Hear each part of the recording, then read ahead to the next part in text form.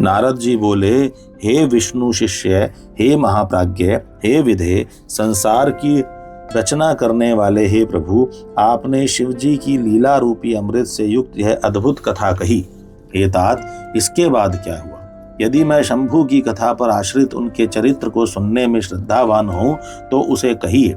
ब्रह्मा जी बोले, इस प्रकार शिव जी के अपने स्थान को चले जाने तथा मुझ ब्रह्मा के अंतर ध्यान हो जाने पर दक्ष प्रजापति मेरी बात का स्मरण करते हुए कामदेव से कहने लगे, हे काम, सुंदर रूप एवं गुणों से युक्त यह कन्या मेरे शरीर से उत्पन्न हुई है, अतः तुम अपनी पत्नी बनाने के लिए इसे ग्रहण करो।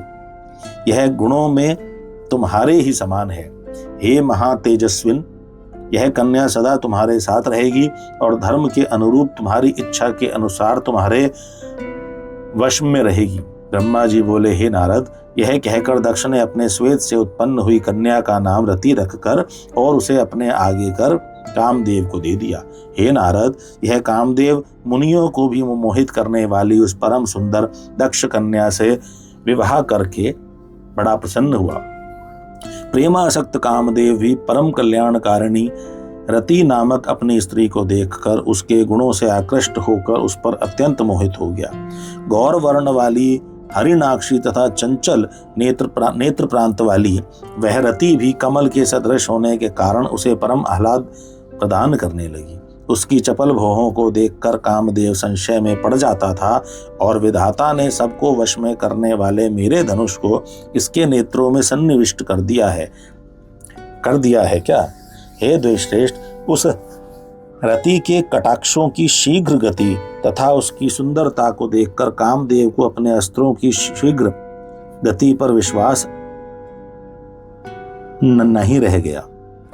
उसके स्वाभाविक रूप से सुगंधित तथा मंद श्वास वायु को सूंघकर कामदेव ने मलय पवन के प्रति अपनी श्रद्धा का त्याग कर दिया। सुंदर लक्षणों से युक्त तथा पूर्णिमा के चंद्रमा के समान उसके मुखमंडल को देखकर कामदेव उसके मुख और चंद्रमा का भेद करने में असमर्थ हो गया। सुवर्ण कमल की कली के समान उसका वक्षस्थल भ्रमर से वेष्टित कमल की भांति सुशोभित हो रहा था। उसका कठोर, स्थूल एवं उन्नत वक्षस्थल का मध्य भाग नाभि पर्यंत लटकने वाली लंबी, पतली तथा चंद्रमा के समान स्वच्छ माला धारण किए हुए था। वह कामदेव भ्रमर की पंक्तियों से घिरी अपने पुष्प धनुष की प्रत्यंचा को भी भूल गया और उसे देखना छोड़कर बार बार उसी रति की ओर एकटक देखने लगा। चारों ओर त्वचा से परिवेष्टित उसकी नाभि का रंध्र अत्यंत गंभीर था। उसके मुख कमल पर दोनों नेत्र लाल कमल के समान प्रतीत हो रहे थे। उस कामदेव ने कृष्णकटी प्रदेश वाले शरीर से सुशोभित, स्वभावतः सुवर्ण की आभा वाली उस रमणी की सुवर्ण वेदी के समान देखा।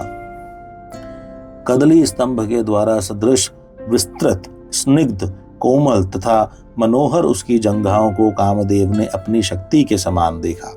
लाल लाल पादाग्र तथा प्रांत भाग वाले उसके दोनों पैर रंगे हुए से थे।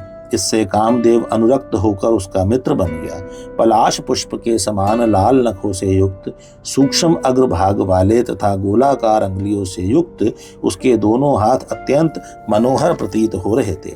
उसकी दोनों भुजाएं कांति में मृणाल के समान लंबी, कोमल, स्निग्ध और कांति युक्त लाल मूंगे के समान शोभित हो रही थी। उसका मनोहर केश पाश काले काले बादलों के समान शोभा पा रहा था।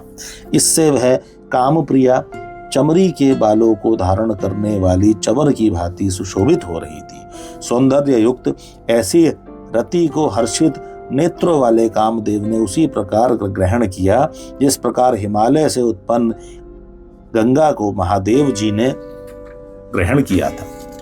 चक्र तथा पद्म के चिन्हों से युक्त, मृणाल खंड के समान मनोहर हाथों से युक्त वह रति गंगा नदी के समान प्रतीत हो रही थी।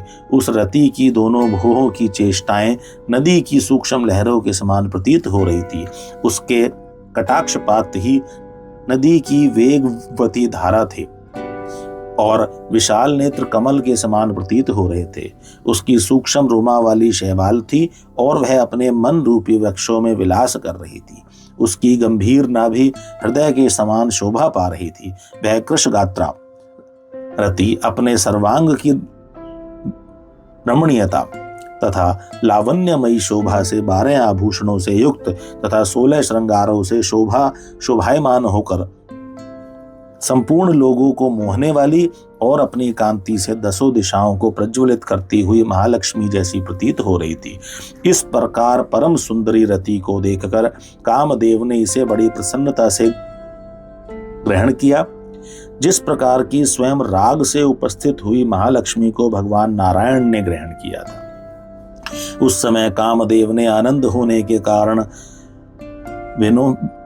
विमोहित होकर ब्रह्मा जी के द्वारा दिए गए दारुण शाप को भूलकर दक्ष से कुछ नहीं कहा। हे तात, उस समय सबके सुख को बढ़ाने वाला महान उत्सव हुआ। दक्ष प्रजापति अत्यंत ही प्रसन्न हुए और कन्या रति भी परम प्रसन्न हो गई।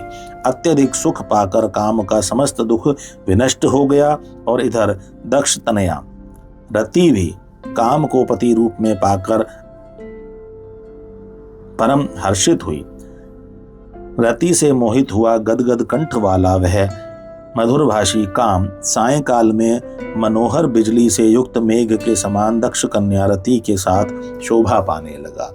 इस प्रकार रतिपति काम ने अत्यंत मोहित होकर उस रति को इस प्रकार अपने हृदय में ग्रहण किया, जिस प्रकार योगी ब्रह्म विद्या को ग्रहण करता है।